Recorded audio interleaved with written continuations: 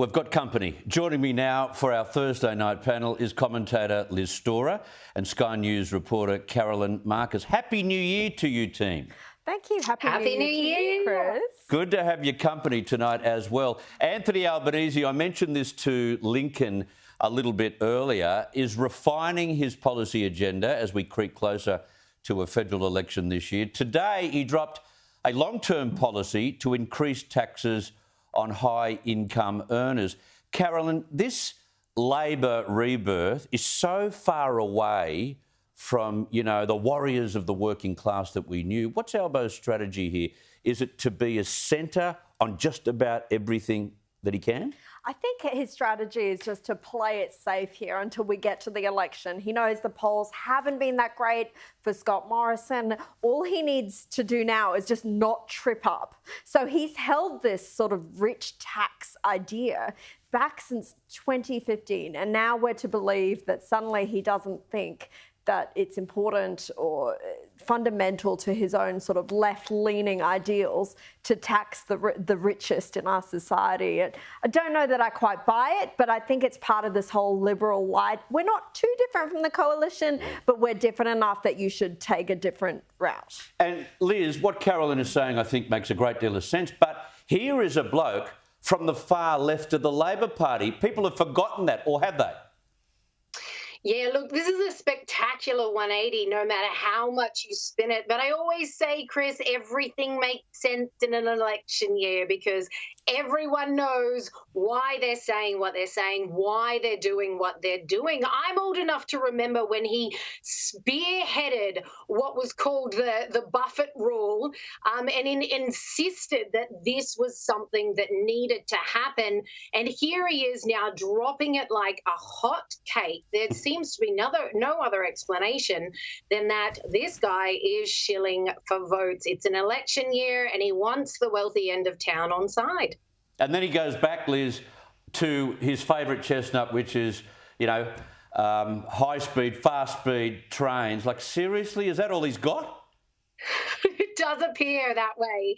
At this point in the game, it does appear that way. I don't know how much appetite there are for these high-speed trains, but it seems to be one of the main things they're running on at this point. Yeah, pie-in-the-sky rubbish. In Canberra, a new national Aboriginal cultural precinct has been scheduled, with the federal government committing $300 million to the project. Carolyn, couldn't this money been spent on real changes to closing the gap, real differences made on the ground in communities around Australia? Why do we have to build some precinct in the middle of Canberra for?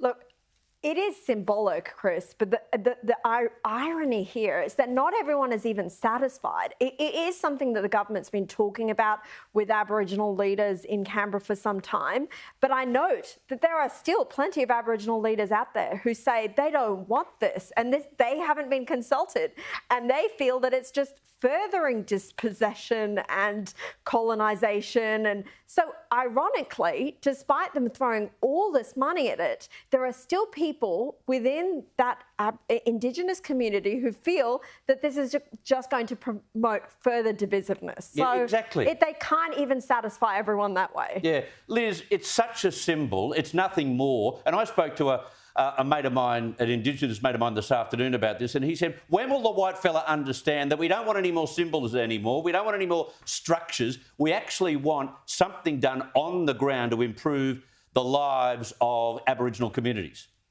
You took the words right out of my mouth, Chris. What is the use of spending $316 million on this precinct, which, let's face it, most Indigenous Australians won't even know it exists and certainly won't visit it in their lifetimes.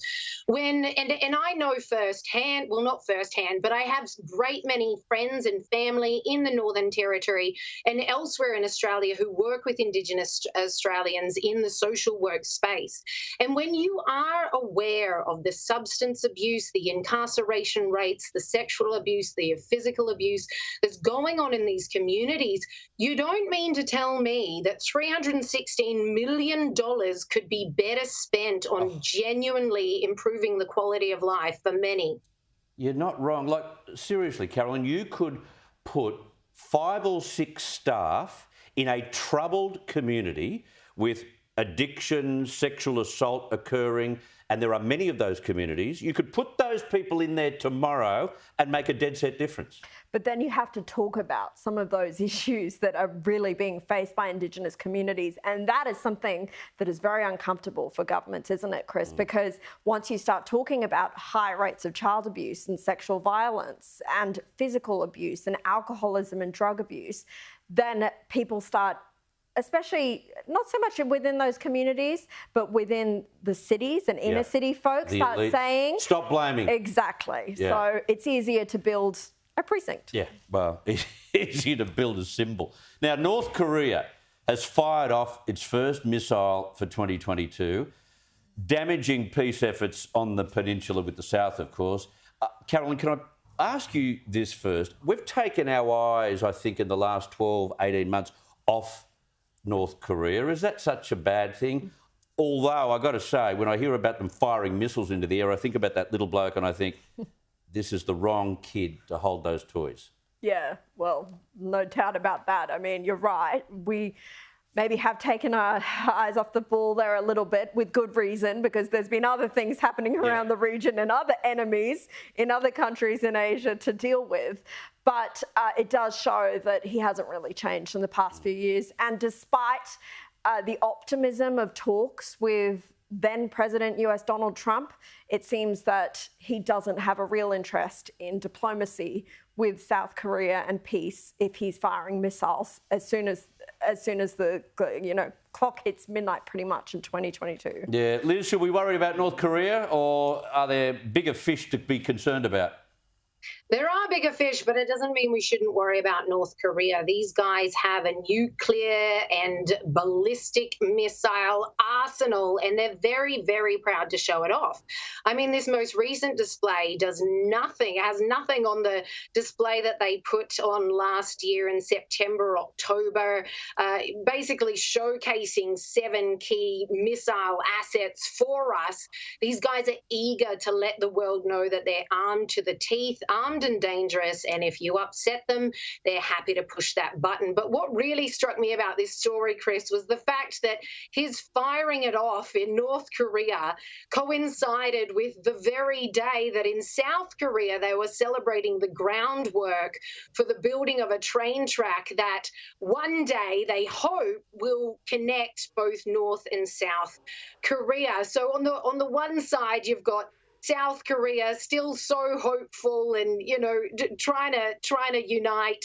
And the difference in motive and vision that the supreme leader in the North obviously has is just completely at loggerheads with that. Yeah, 2 different extremes in virtually 2 different generations. Now, the Pope has labelled people who shower pets with love instead of raising children as selfish. Now, Carolyn, we know this Pope to be a protector of the poor. This is something that I would never have expected from the Pope. He was rather pointed about ensuring that they take their eyes off their favourite toys, whether the pets are a toy for most people or not, and have more children.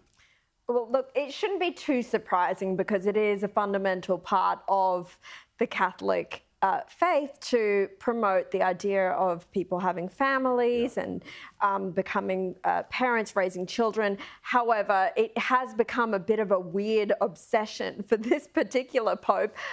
Recently, he talked about how people choosing to have pets instead of children was an example of cultural degradation. Well, I have to say, I'm a mum and I'm about to have my second very soon. I don't understand this idea, Chris, that being a parent is such a selfless thing. You have to be quite selfless to raise a child, but isn't it inherently selfish to want to continue your genes? Like, I've never understood. And I also have to add, Don't beat yourself up about my dog, I mean, it is the greatest joy and blessing of my life, but I have to say my dog, who's a rescue dog and has clinical anxiety, I have to be a lot more selfless in looking after him because I tell you what, he is a lot more work than my toddler. Really? Sometimes, I swear to God, yes. Gee. So if that Pope knew what I had to go through for that bloody dog, he would be swallowing his words. I disagree, Liz. The dogs that I've had in the past just do what they're told. My kids don't. Look, I'm with the Pope on this one, Chris, but I think it's important to speak to the context in which he's speaking. The Pope is very aware, as we all are, that the birth rate in developed countries, the birth rate in the Western world, is incredibly low and doesn't look set to increase anytime soon. And I think perhaps he should have spoken a bit longer in addressing the reasons for that. And of course, it's a very complex situation. There's a lot to it. But I got to say, I do back him. I'm one of 7 kids, and I've always thanked my mum and dad. Thank you for being so unselfish as to have us all. 7 kids. You know, we need the Pope to explain what he really means. I might ask him for an interview in the next couple of days. Liz Storer, Carolyn Marcus, thank you very much for being here. Thanks, Chris. Cheers, Chris.